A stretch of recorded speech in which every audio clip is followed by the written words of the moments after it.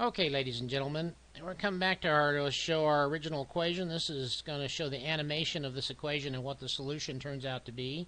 Get the mouse out of the way here. We've got to illustrate this guy here, especially this situation. Now, rather than have to do a whole bunch of drawing and stuff, our key equation that we've got to solve looks like this, basically. 0 is equal to or identical to cosine of theta plus cosine of 2 theta. That's the equation we have to reduce and make sense of it. Now we're going to do a semi-graphical.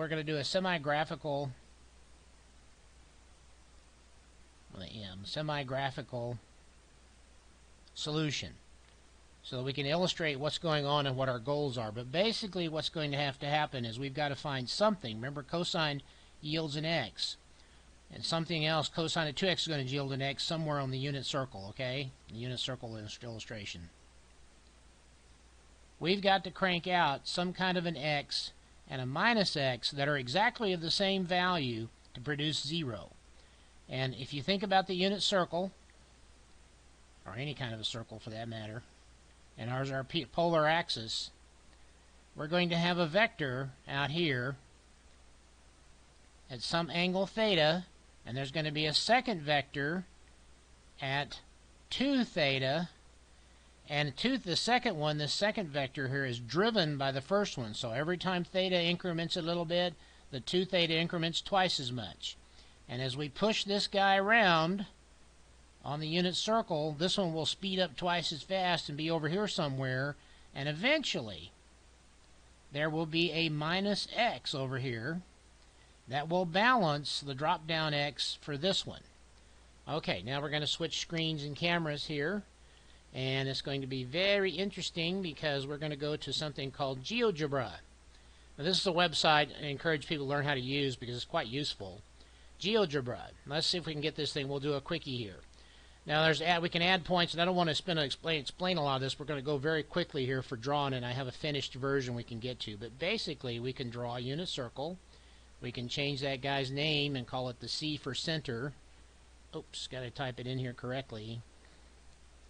Now we got C for center. We're going to draw a circle in here with a known radius, in this case the unit circle. We click on the center.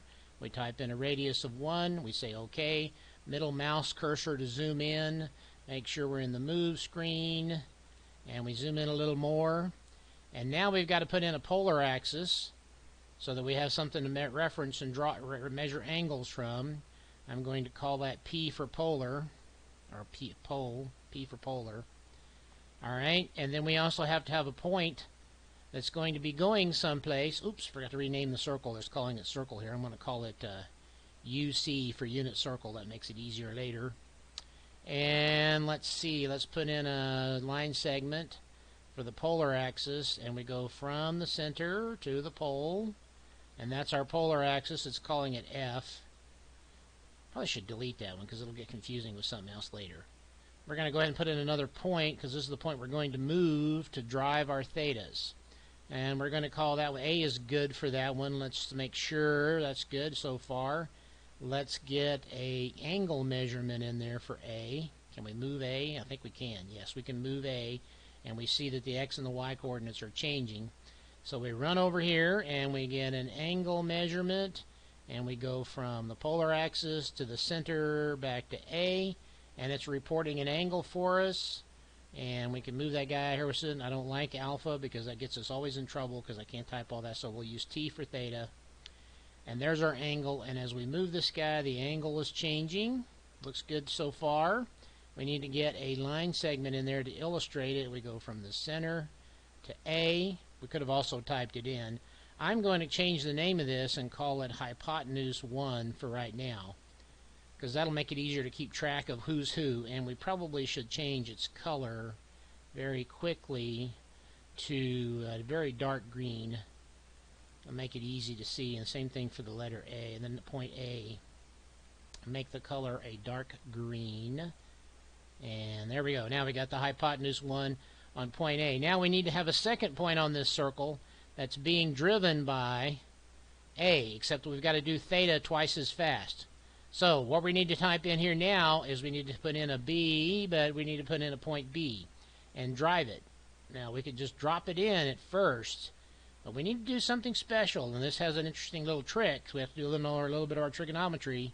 We can type in that b is basically cosine of 2 times theta. We don't put the multiply in here, comma, sine of 2 times t for theta, and hit return. Now this is very interesting because we put an equation in here and we used a previous variable from above, so 2 theta here, 2 theta here is coming from this calculated angle. So as we move this one, b is going to move, and notice it moves twice as fast. And let's change the color of b so that b is a little easier to talk about, and it's nice and red, and that's good. And we need to put in a vector. Instead of typing all that stuff in, we can type in, we'll call it hypotenuse 2 equals segment. I have to learn all these keywords. From C, comma, B. Hit return. Oops. What did I do? Uh-oh, don't want that. And it did something wrong for me here. Got to fix this guy. Got to delete that. Why does it keep popping up here? Delete that. I got to edit this guy here. Can't be the circle, it has to be capital C. There we go. Now it's in better shape. And settings, I don't know why it threw me into a help screen. That's really weird. We'll make it red, and that'll take care of that. Now we've got a red B and a green A, and we notice that as we move A, B moves twice as fast, and we can also put the angle in for B. Click here, the measurement, and it's going to call it alpha, which I don't know why it does that. I'd rather have it be, what are we going to call it? We'll call it T2. That way we know it's theta 2, the second theta. It's twice as fast. And we'll get over here and get a movement. I don't want to run this video too long. There's T1, and here's T2. And we probably should change that color on that guy so they're all kind of tied together by color. And now we have them. Okay, now we want to watch. This is very important about how to calculate this. The drop vertical for A right now would be about 0.8. Sure enough, over here we see 0.8. And the drop vertical for B should be around 0.2. It's 0.298. Now we need this number to equal this number to solve our problem. 0 is equal to cosine theta plus 2 cosine theta. Alright, so as we move this guy around, watch our x's. Watch the x's here and watch our x's here. Now when this negative value matches this positive value, the equation will be in balance. It will be essentially made true. It will be equal to 0. And somewhere around, look at that, around 60 degrees. Now, or 120 degrees for T2. 2 times this. Why is that significant? Because this is 1/6 of a circle, 1/6 of a circle, 1/6 of a circle. So this is pi over 6, 2 pi over 6, 3 pi over 6. We're halfway around. So there's something very special about these. I went ahead and did, so this, I don't want to spend much time on this because this is a construction technique. But I do want to illustrate, we'll flip over one I did earlier and put it all together so that the x's are here, and there's the x here. You can see that as the x's, maybe we zoom in a little bit. Here, zoom in a little and recenter. You can see the x's, the x1 and x2, when they balance, when they're the same as each other in value, magnitude, our equation is made true. Alright, and then there's one other location. If we can consider A is the controlling vector, hypotenuse 1 is a controlling vector, there's another place where the two x's become of opposite sign and equal magnitude, and we keep going around and around. Notice that the red vector B, the second hypotenuse, is going twice as fast, so it's already been around 1.5 times. And lo and behold, somewhere right about here, when our primary driving vector has gone around, what is this, 5 pi over 6. This is 5/6 of a circle. It essentially gets the same x here as the x over here to balance it out.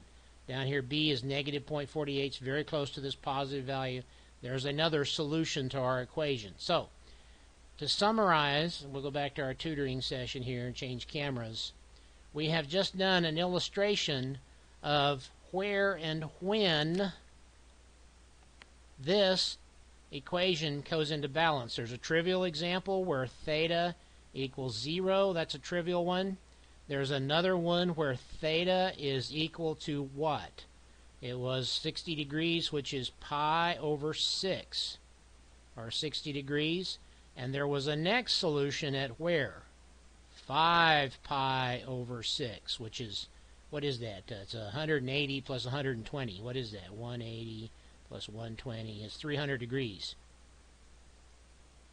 Okay, so that's a graphical illustration and a partial graphical solution without a whole bunch of analytic and grind of how you solve our original, we'll switch cameras here, you solve our original problem of, well, that's not our original problem, how you solve our original problem of 0 equals cosine theta plus cosine 2 theta. In this case, b is 2 theta, and this is theta. Okay, well, that's it for me. Thank you for your attention and time. We'll be in touch.